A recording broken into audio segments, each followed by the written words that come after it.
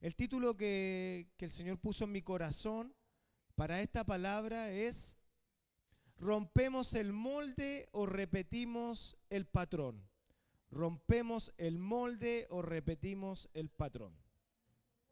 ¿Ha escuchado eso de repetir el patrón usted? ¿Sí? No es repetir el patrón del el que te manda, ¿cierto? El patrón de mi hermano Ricardo, no es remedarlo, repetir el patrón, sino que es repetir las actitudes, los gestos, la emoción, el carácter, principalmente de nuestros padres, de nuestros predecesores. Desde que somos pequeños, estamos observando las actitudes, el comportamiento de nuestros padres. Sus decisiones, sus reacciones, su carácter, lo que a ellos les gusta hacer. ¿Es así o no es así? Amén. Levanten la mano los que tienen de profesión lo que tuvieron su mamá o su papá. ¿Alguien levante su mano acá? ¿No hay ninguno? Yo por lo menos tuve la profesión de mi padre alrededor de 15 años. Fui técnico de telecomunicaciones en Movistar y toda la familia, imagínense cómo fue el patrón del pan, ¿cierto? El patrón que él, copiamos de él, miramos en él, que toda la familia trabajó en Movistar. Hasta mi mamá vendía planes. No, mentira, no vendía planes mi madre. No. Todos trabajamos ahí en Movistar y así, no estoy muy alto el micrófono, que yo grito mucho, entonces de repente puedo asustarlo. ¿Está bien? Eso me gustó, hermana Mónica, está bien. Entonces, nuestra naturaleza es de repetir patrones. Y eso viene desde los tiempos de la Escritura, de la Biblia. Pero antes de pasar al pasaje, les quiero comentar de un joven mexicano llamado Ovidio Guzmán. ¿Cuántos lo ubican? ¿Ovidio Guzmán le suena a alguien que vea noticias? ¿Nadie? El Chapo, no, es el hijo del Chapo, andaba cerca, ¿eh? Vio la mitad de la serie nomás. El hijo del Chapo Guzmán. Hay un joven mexicano llamado Ovidio Guzmán, hijo de uno de los narcotraficantes más grandes de los últimos tiempos, Joaquín Guzmán, alias el Chapo Guzmán, líder del cartel de Sinaloa, uno de los carteles de narcotráfico más grandes de Latinoamérica, que se expandió a Europa, a Asia y a otros lugares del mundo. Este joven siguió los pasos de su padre, estando a cargo del negocio del tráfico de drogas del cartel que heredó de su padre, llevando a cabo las mismas barbaridades que el padre. Y en el caso de Ovidio Guzmán, aún peor. Si ustedes se recuerdan, la última vez que a él lo trataron de tomar preso, él amenazó con todos sus secuaces de quemar prácticamente la ciudad completa, de incendiar buses con gente. Así implementan el temor. Entonces aquí vemos a un hombre, a un joven, que repite el patrón de su padre, que desde pequeño lo vio ahí a su padre, quizá en un yate, lo vio manejar los negocios, lo vio hacer tantas cosas. Como parecía la película, El Padrino. ¿Cierto? Muchas no se la saben. Yo veo tele nomás, parece, ustedes ven puro Moisés, ¿cierto? Los 10 mandamientos. Así es, ¿cierto, mi hermana? Amén. Sí, usted ve muy bien eso. Muy, muy bien. Entonces, vemos aquí cómo un joven repite el patrón. Ahora vamos a ir a la escritura, que está en Segunda de Reyes, capítulo 21 y 22. Segunda de Reyes, capítulo 21 y 22. Este es el periodo de los reyes de Israel.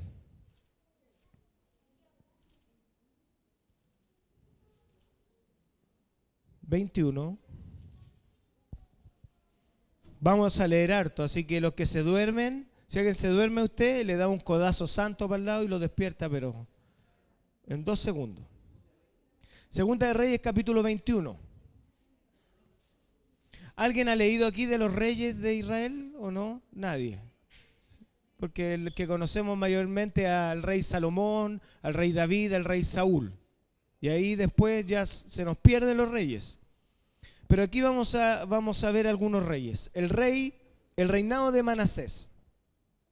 De 12 años era Manasés cuando comenzó a reinar y reinó en Jerusalén 55 años. El nombre de su madre fue Epsiba, e hizo lo malo ante los ojos de Jehová según las abominaciones de las naciones que Jehová había echado delante de los hijos de Israel.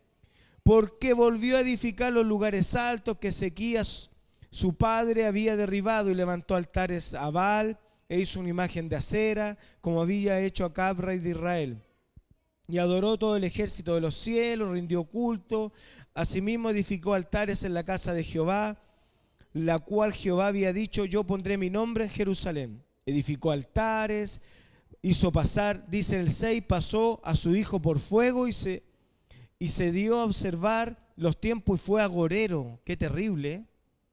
O sea, sacrificó a su hijo en el fuego, que eso es lo más terrible que se hacía en la antigüedad. Era que aún hay sectas en el día de hoy, que sabemos casos por ahí, altares de la luz, donde estos tipos despiadados dicen que hay que sacrificar al primogénito de la primera persona que nazca y lo queman al niño, lo sacrifican, cosas terribles. Además practicó la brujería, ser agorero.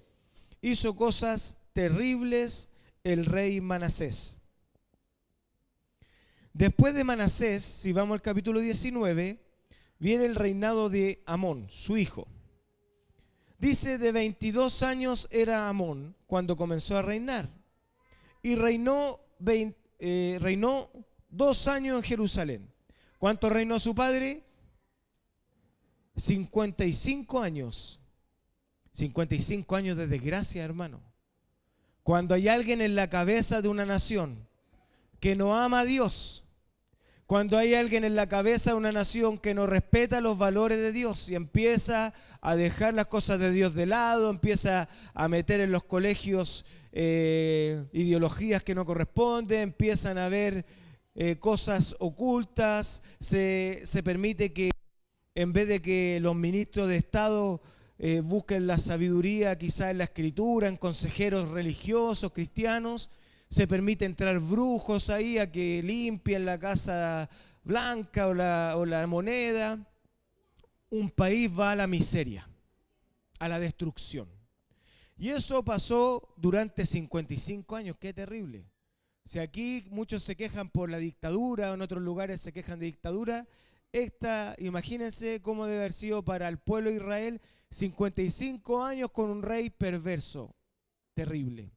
Una pobreza, una inmundicia que no tiene precedente. Y ahora viene el hijo, Amón. De 22 años era Amón cuando comenzó a reinar. Reinó 2 años en Jerusalén. O sea, su reino duró menos que un... El nombre de su madre fue Mesulemet, hija de Arús, de Jotba, e hizo lo malo ante los ojos de Jehová, como había hecho su padre. Aquí vemos que él repite el patrón de su padre. Lo mismo que hizo su padre, lo hace Amón. Y anduvo en todos los caminos en que su padre anduvo, y sirvió a los ídolos, los cuales había servido su padre, lo adoró, y dejó a Jehová, el Dios de sus padres, no anduvo en el camino de Jehová. ¿Y qué pasa cuando uno desecha a Dios de sus caminos? Viene aquí el desenlace. Y los mismos siervos de Amón conspiraron contra él y mataron al rey en su casa. Imagínense los que lo cuidaban, los que lo protegían, los que le decían: rey, te vamos a servir. Y lo hemos visto a través de la historia, a través de presidentes, a través de hombres que te vamos a servir siempre. Son las peores puñaladas, ¿cierto? Ahí le dan muerte. Entonces el pueblo de la tierra mató a todos los que habían conspirado contra el rey Amón, y puso el pueblo de la tierra por rey en su lugar a Josías, su hijo. Los demás hechos de Amón ¿no están todos escritos en el libro de las crónicas de los reyes de Judá? Y fue sepultado en su sepulcro en el huerto de Usa, y reinó en su lugar Josías su hijo. Josías, uno de los reyes que más me gusta en la escritura, el rey Josías. Dice la palabra del Señor. Josías, nieto de quién, a ver si estamos atentos, nieto de quién era Josías, de Manasés, hijo de Amón, que hicieron lo malo ante los ojos del Señor. ¿Cierto? ¿Estamos claros hasta ahí? Dice, cuando Josías comenzó a reinar era de 8 años. ¿Hay alguien que tenga 8 años aquí? ¿Ninguno de nuestros hijos? El Balito, venga para acá el pastor Balito, va a reinar aquí. De 8 años, la edad del Valentín, tomaron, porque los que han leído de historia, de los sultanes, de los reyes, cuando muere el sultán o muere el rey, el primogénito asume. Y todo el séquito que guarda el reinado de aquel rey que murió, resguarda a ese pequeño, porque él es la luz del pueblo. En este caso, el rey Josías era la luz de Israel, entonces lo guardaron, y a los 8 años, usted me dirá, ¿cómo a los 8 años va a reinar? Es un niño. Pero ahí había una cantidad de asesores, de institutrices, de personas que estaban ahí guiando a este pequeño y haciéndolo avanzar. Imagínense, tenía 8 años. Y reinó en Jerusalén 31 años. El nombre de su madre fue Jedida, hija de Adaida y Boscat. ¿Y qué pasó aquí? Mire, cambió el patrón. E hizo lo recto ante los ojos de Jehová. Y anduvo en todo el camino de David, su padre. Aquel nombre aquí nos dice, se olvida. Dios olvida al malo. Cuando hay alguien que hace lo malo delante de los ojos de Dios, es olvidado, es raído, no aparece en ningún lugar, desaparece de todos los libros de historia, nunca más es nombrado, y si es nombrado alguna vez, es nombrado como lo peor que existió en la historia. Por lo tanto, aquí Dios, imagínense este pasaje es hermoso porque dice, anduvo los caminos de su padre David. O sea, Dios se salta a Amón y se salta a Manasés, porque ellos llevaron a la perdición a Israel. Y dice, anduvo los caminos de su padre, que quizá era su recontratatarabuelo, lo nombra David porque era un hombre conforme al corazón de Dios. Entonces, ¿qué hizo Josías? Anduvo los caminos de David. A los 18 años el rey Josías envió al rey Asafán, hijo de Azalía, a Jehová diciendo, ve al sumo sacerdote Hilcías y dile que recoja el dinero que han traído de la casa de Jehová, que han recogido del pueblo los guardianes de las puertas, y que lo pongan en manos de los que hacen la obra y que tienen su cargo el arreglo de la casa de Jehová, y que lo entreguen a los que hacen la obra de la casa de Jehová para reparar las grietas de la casa, a los carpinteros, maestros, etcétera, etcétera. El 9 dice, viniendo luego el escriba Safán al rey, dio cuenta al rey y dijo, tus siervos han recogido el dinero que se ha hallado en el templo, lo han entregado en poder de los que hacen la obra que tienen a su cargo, arreglando la casa de Jehová. Asimismo el escriba Safán declaró al rey diciendo, el sacerdote Hilcías me ha dado un libro. Y lo leyó Safán delante del rey. Y cuando el rey hubo oído las palabras del libro de la ley, rasgó sus vestidos. ¿Qué es rasgar sus vestidos?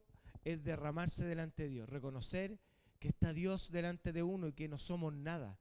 O sea, él rompió sus vestidos reales y quedó desnudo delante de Dios, porque escuchó la ley. Luego el rey dio orden al sacerdote Hilcías, a Ahicam, hijo de Safán, a Acbor, hijo de Micaías, al escriba Safán y a Asaías, siervo del rey, diciendo, id y preguntad a Jehová por mí y por el pueblo y por todo Judá acerca de las palabras de este libro que se ha hallado, porque grande es la ira de Jehová que se ha encendido contra nosotros, por cuanto nuestros padres no escucharon las palabras de este libro para hacer conforme a todo lo que fue escrito. Entonces fueron el sacerdote y Ahicam, y Acbor, Safán y Asaías, el profeta la profetisa Hulda, mujer de Salum, hijo de Tikva, hijo de Arhaz, guarda de las vestiduras, la cual moraba en Jerusalén, en la segunda parte de la ciudad, y hablaron con ella. Y aquí vemos, luego en el 23:4, las reformas de Isaías. Dice: entonces mandó el rey al sumo sacerdote Hilcías, 23:4, a los sacerdotes de segundo orden y los guardianes de la puerta que sacasen del templo de Jehová todos los utensilios que habían sido hechos para Baal. ¿Qué empezó a hacer él? A purificar el templo. Todo lo inmundo, todo lo que había sido de mal proceder, él lo empezó a sacar. Amén. Así que yo quiero que el Señor, más que yo, quiero que podamos desarrollar en esta tarde, en esta mañana. No me voy a demorar más de 1 hora y cuarto en la palabra. No, si vamos a estar un momento analizando la Escritura. Aquí vemos a reyes de Israel que tomaron dos decisiones: o hacer lo bueno o hacer lo malo. Hay dos opciones en la vida, amén. Hacer lo bueno o hacer lo malo. Levanten la mano los que quieren hacer lo bueno. El Señor está mirando, el que no se va a ir al infierno. Amén. Todos están levantando la mano. Somos todas unas blancas palomas, ¿cierto? Levanten la mano los que alguna vez hicieron lo malo, que no tenían a Dios en su corazón. Levanten la mano. Amén. Hay menos manitos levantadas, pero el Señor conoce los corazones. Amén. Entonces, las decisiones día a día las vamos tomando. Y hay en la Escritura algunos personajes que no me voy a detener a leer los pasajes, les voy a dar la tarea para la casa. Yo los tengo anotados aquí, y si quieren después al terminar ustedes me los piden. Pero fueron hombres que repitieron el patrón de su padre. Y uno de ellos, mire, aquí viene un predicador, muy bien, fue Abraham. Y el que repitió el patrón fue Isaac. El que me dice ese pasaje o me insinúa cuál fue el patrón que se repitió, tiene un premio. ¿Alguien se recuerda, hermano Gastón? No es por presionarlo, pero usted siempre responde. ¿Alguien se recuerda el pasaje? Un pasaje, hermano Luis. ¿Los dos? Y eso es lo más terrible que le puede pasar a un hombre: negar a la esposa. ¿Ven, hermano? No podemos negar a la esposa nunca. Si no, ya saben lo que nos va a pasar.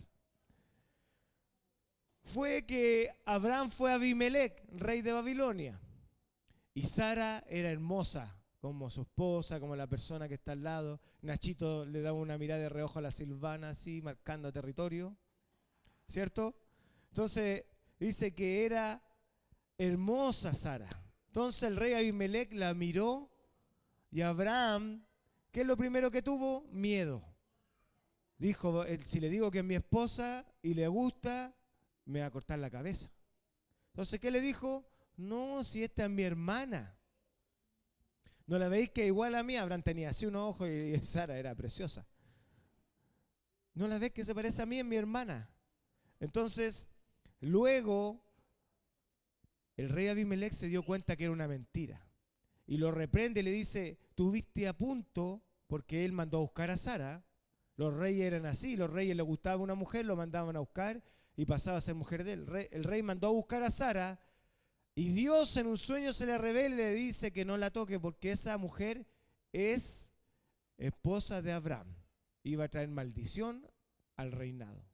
Entonces ahí Abimelec le dice: oye, el condorito que te mandaste. Luego vemos que Isaac, el hijo, el unigénito hijo de Abraham, va con Rebeca, ¿cierto? Abimelec de nuevamente, y dice que todo, imagínense, era una mujer extraordinaria porque dice que todos los sapos, todos los hombres que estaban ahí, todos los hombres del pueblo, la encontraron hermosa y la desearon para sí.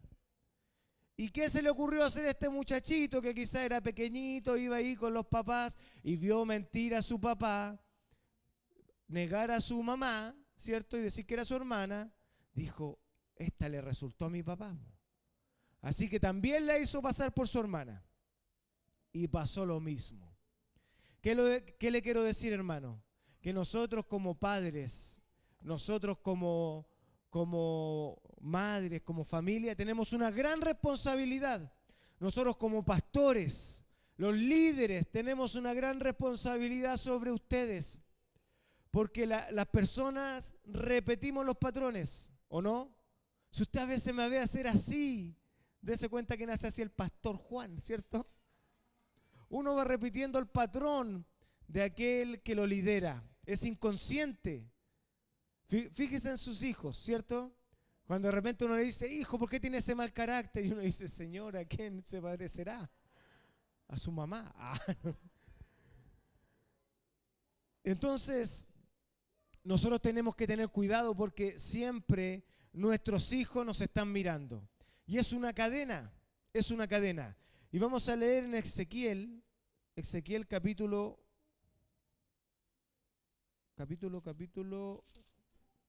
18. Ezequiel 18, 20. Lo que habla el Señor respecto a los pecados de los padres, de los hijos y así. 18:20 dice, y esto es claro, el alma que pecare, esta que pasa, morirá.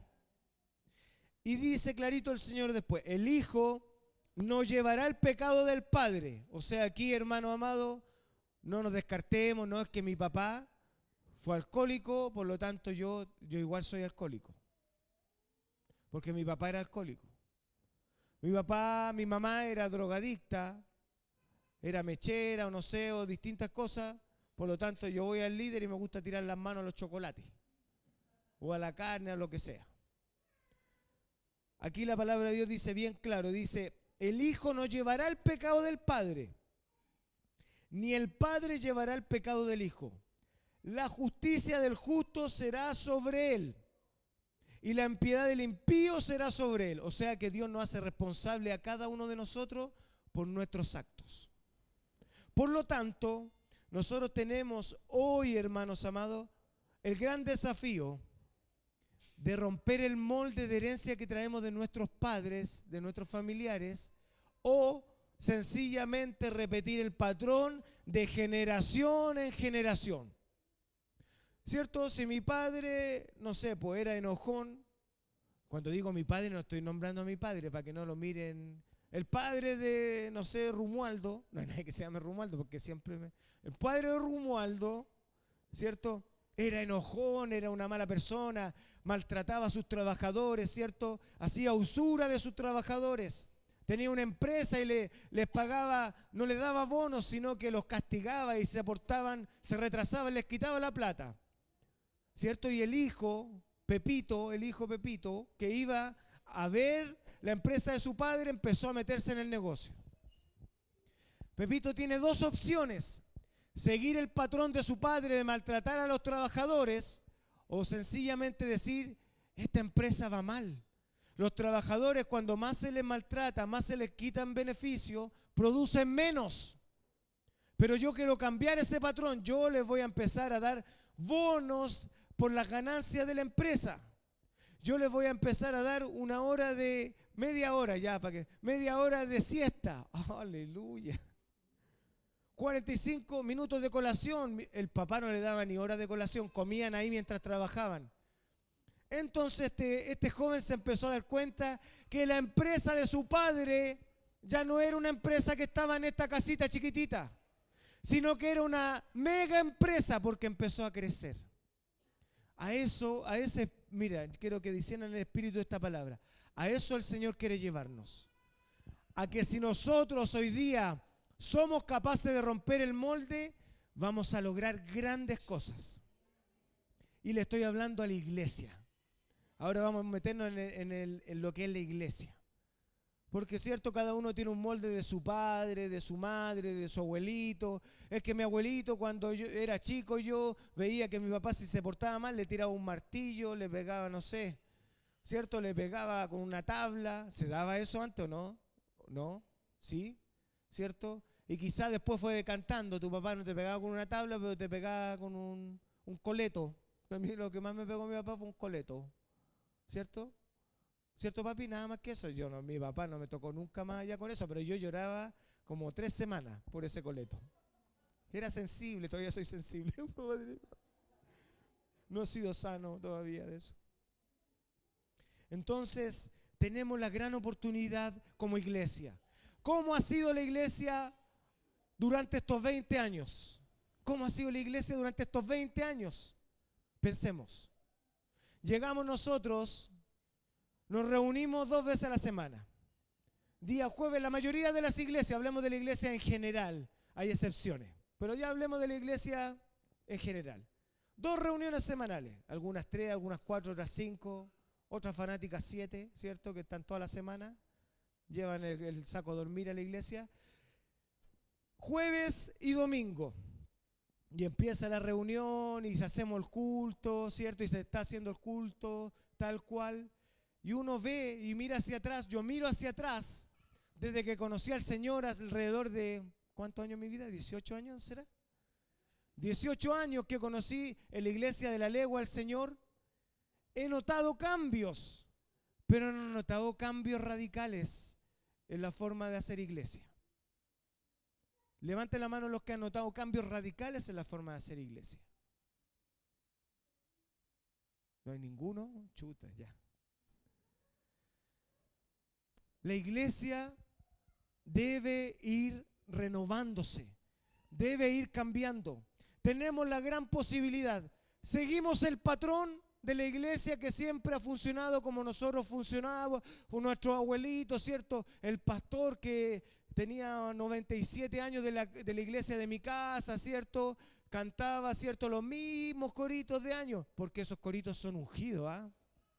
Esos coritos son ungidos. Si no se canta ese corito en la iglesia, no hay presencia de Dios.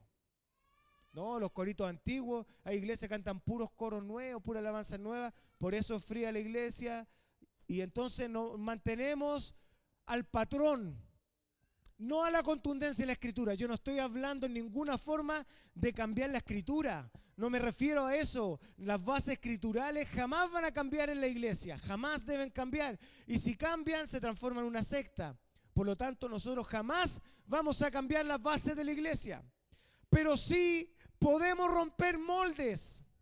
Hermanos amados, podemos romper moldes. Como por ejemplo, lo que estamos haciendo los días jueves. Los días jueves la mayoría de las iglesias es predicar, ¿cierto? El culto de oración y el estudio que usted ya se lo sabe al revés y al derecho. Pero que la palabra de Dios, Cristo la hizo carne. Cristo es la palabra de Dios encarnada. Hermano, Cristo anduvo en las calles sanando enfermos, levantando a paralíticos, dando de comer a los hambrientos, ¿cierto? Cuando le dijeron los discípulos, Señor, despáchalos, porque a veces nosotros somos así.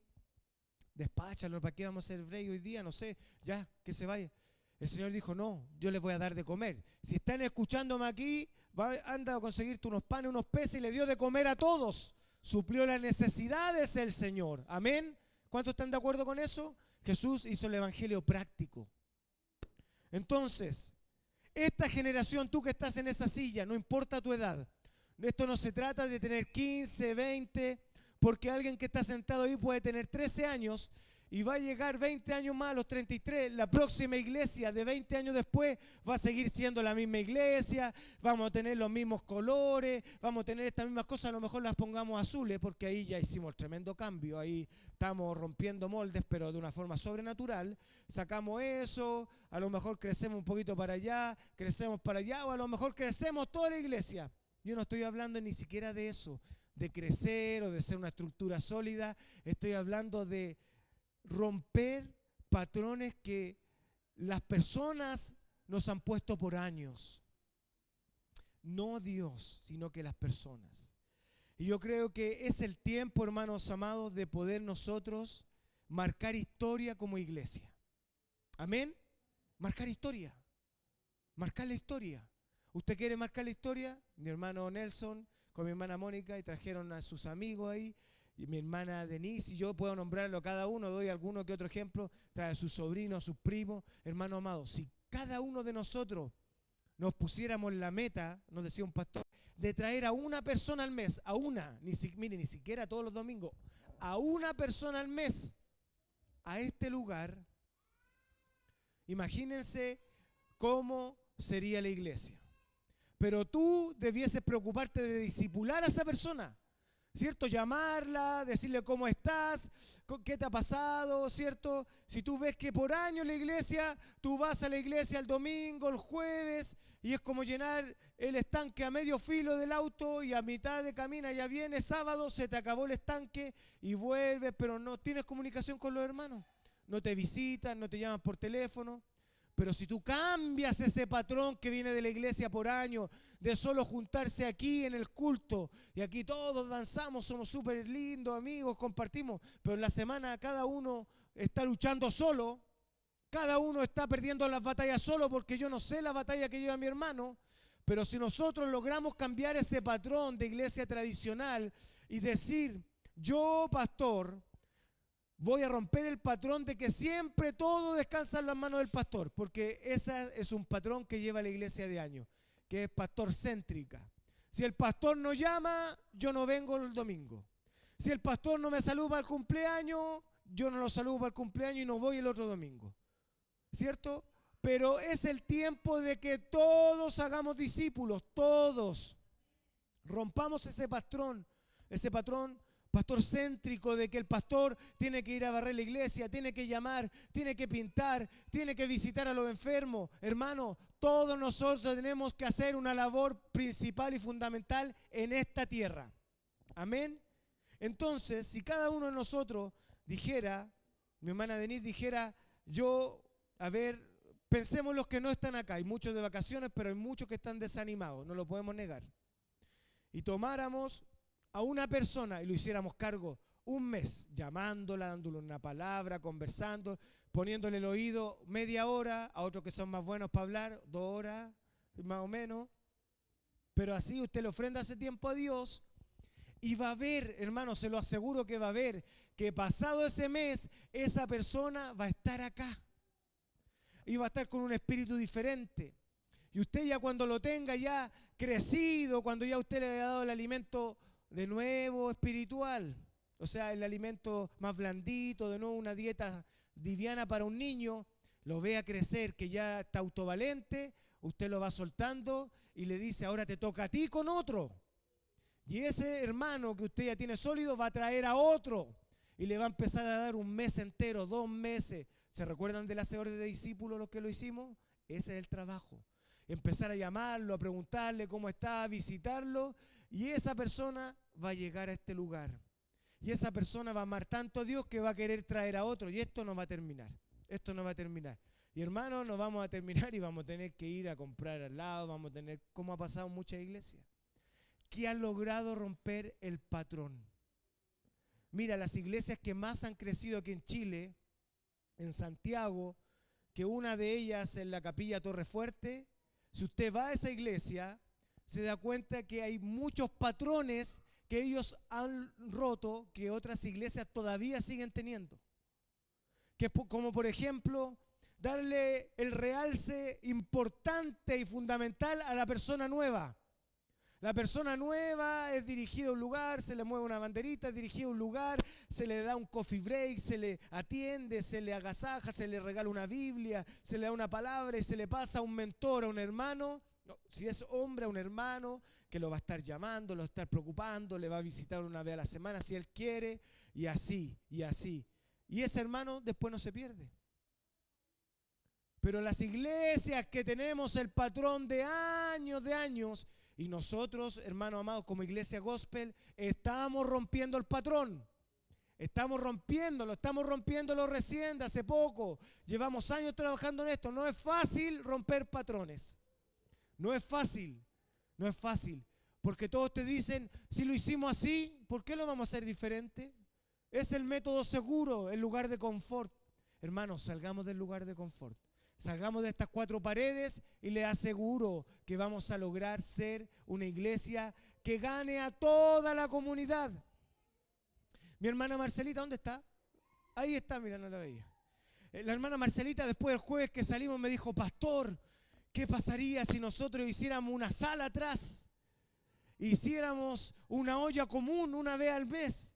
Hiciéramos un comedor para la gente necesitada. Se vienen tiempos del otro año, tiempos de crisis económica. Los economistas lo dicen, ¿Qué pasa si abriésemos la iglesia para eso? ¿Es malo, hermano? ¿Estamos siendo como la iglesia católica? ¿Estamos rompiendo el patrón de la iglesia tradicional? Que este lugar es solamente para sentarse, levantar las manos, cantar. No se puede hacer nada más. Yo he escuchado hermanos, y lamentable, y también les respeto, que quizás vienen de la tradición, que no pueden sentir ni siquiera un olor a comida en la iglesia, porque dice que la casa del Señor es solamente para venir a adorar a Dios. Y la casa del Señor, hermano, es para los rotos, para los que están afligidos, los que están empobrecidos, los que están enfermos, los que están al borde de suicidarse. Para ellos es la casa del Señor. Entonces, si yo abro la casa del Señor aquí, pongo una mesa, ponemos una porotada aquí, llegan vecinos, empiezan a decir, en realidad esta iglesia se preocupa por los demás. Hablaba recién con mi hermano Leo. Y me decía, Rodrigo, mire, no es casualidad, porque usted me habló de algo que venía en la palabra. El Señor que se mueve. Me decía, Rodrigo, si tú conocieras las iglesias, algunas iglesias, porque algunas han roto el patrón en Norteamérica, la iglesia en Estados Unidos, que tienen guardería de diferencia de edad de los niños, que tienen un salón donde tienen ropa para aquellos que no tienen que vestir, y usted llega y no tiene necesidad de anotar nada, ni usted llega y se prueba, saca su chaqueta, y por supuesto que no va a faltar el chileno que va a sacar el entero y se va a poner en el persa a vender. No. Usted va a sacar lo que necesita para arroparse. Hay lugares donde acopian frigideres que los demás dejaron, mesas, comedores, living, y usted que está llegando recién al lugar extranjero puede ir y le regalan ese comedor. ¿Cómo se siente usted cuando llega a ese lugar? Yo no estoy hablando de que hay que regalar todo. Estoy hablando de que nosotros, si rompemos algunos patrones religiosos que llevamos desde años, vamos a ser capaces de ver cosas mayores. Hermanos amados, de hacer cosas mayores. ¿Cuántos de los que están acá están dispuestos a salir del patrón? Yo estoy dispuesto. Eso requiere trabajo. Salir de los patrones requiere trabajo. Salir del patrón de la nación, como lo va a hacer Nicolás y Daniela, que se van a estudiar al Instituto Río La Plata, en Argentina, por un llamado del Señor, por 1 año y medio a 2 años, dejando su casa en arriendo, vendiendo su vehículo, llevando las pertenencias precisas allá, es romper el patrón. Romper el patrón del lugar de confort, de seguridad. Yo puedo estudiar aquí, sí, puedo hacerlo aquí de mi casa, ojalá ni siquiera presencial, por Zoom, porque nosotros buscamos la comodidad. Pero cuando nosotros salimos del lugar de confort, cuando a Abraham Dios le dijo, vete de tu tierra y de tu parentela, vete de ahí donde tu padre tiene muchas ganado y todo, pero vete a una tierra que, mira, ahí a lo mejor tu papá te va a dar un pedacito de tierra, pero yo te voy a dar la tierra completa por heredad. Entonces a veces nosotros estamos encerrados en este patrón de 4 paredes y vemos esta realidad de iglesia. Vemos que todos los días tenemos para comer, que todos los días tenemos para ir al hospital o al médico, a la clínica, pero si salimos de estas 4 paredes y vamos a un CEFAM o vamos aquí a la plaza a interactuar con la gente que está en situación de calle, o vamos en el metro a donde gente que va sin mirar para ningún lado a su trabajo y no quiere mirar a nadie porque va afligido, enojado, quiere quizás en la estación Baquedano suicidarse, pero si ve a un cristiano que le entrega algo, le regala una cosita, le da un abrazo sencillamente, Dios te ama, sin tanta parafernalia, estamos cambiando el patrón de la iglesia tradicional. Estamos haciendo las cosas distintas, pero para eso se requiere esfuerzo, compromiso. De no sentarse en esa silla y decir, yo tengo esa silla y me conformo con esa silla. Yo bendigo a los hermanos, hermana Esther, a los que están estudiando canto. Hermano, yo ni con un intensivo, hermana Esther, ni con Luciano Pavarotti aprendería a cantar bien. Bueno, ahora algo, gracias a la vela, algo afinado, de repente se me van los... Pero yo doy gracias a Dios por los hermanos que están estudiando canto. Porque la mente y los familiares o las personas a veces dicen, ¿qué vaya a cantar tú? Hermano, tú te atreves y dices, yo lo voy a hacer. Yo lo puedo hacer. Y si ustedes miran a los grandes hombres y mujeres que han logrado tener premio Nobel de la Paz, premio Nobel de Ciencia, premio Nobel de tantas cosas, otros galardones, hombres y mujeres. Me recuerdo de unas hermanas en Inglaterra, unas misioneras, que abrieron los orfanatos más grandes de Inglaterra, cristianas. Decidieron, rompieron el patrón. Dijeron, oh sí, la iglesia, qué lindo adorar al Señor, pero qué lindo también sería atender la necesidad de los niños. Hermanos, estamos viviendo una sociedad donde la gente quiere abortar. Pero hay otras niñas, adolescentes, que no quieren abortar, pero no tienen cómo hacerse cargo de sus hijos. Y ahí tiene que estar ¿quién? La iglesia, que rompe el patrón de solo ir los domingos a la iglesia, de solo ir los jueves y gozarse, alabar y el espíritu y todo, qué maravilloso, y decide.